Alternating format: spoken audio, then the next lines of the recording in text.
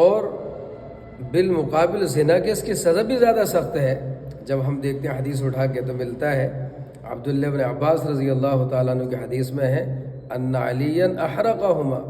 وابا بکر ہدم علیہما حائطا، کہ حضرت علی رضی اللہ تعالیٰ عنہ نے لواطت کرنے اور کرانے والے کو بطور سزا کے جلا دیا تھا، یعنی جلانے کا عذاب دیا تھا۔ وابا بکر ہدم علیہما حائطا، اور حضرت ابو بکر صدیق رضی اللہ تعالیٰ عنہ نے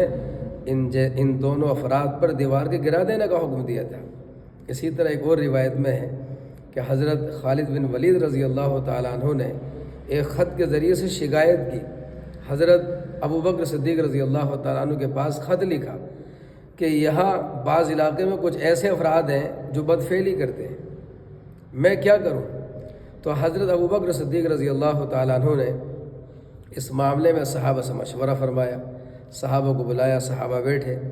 جن میں حضرت علی رضی اللہ تعالیٰ عنہ بھی تھے۔ تو حضرت علی رضی اللہ تعالیٰ عنہ نے فرمایا کہ یہ ایک ایسا گناہ ہے کہ جس کو سوائے قوم لوط کے کسی اور نے نہیں کیا تھا، اور ان کے ساتھ اللہ تعالیٰ نے کیا معاملہ فرمایا یہ ہم سب بخوبی واقف ہیں۔ لہذا میری رائے اور مشورہ یہ ہے کہ ایسے افراد کو جلا دیا جائے۔ چنانچہ حضرت ابو بکر صدیق رضی اللہ تعالیٰ عنہ نے حضرت علی رضی اللہ تعالیٰ عنہ کی رائے کے مطابق حکم دیا، اور تمام علاقوں سے جہاں جہاں یہ افراد پائے جاتے تھے سب کو پکڑ کر گرفتار کر کے لایا گیا، اور ایک آگ دہکائی گئی اور زندہ آگ کے اندر جھونک دیا گیا۔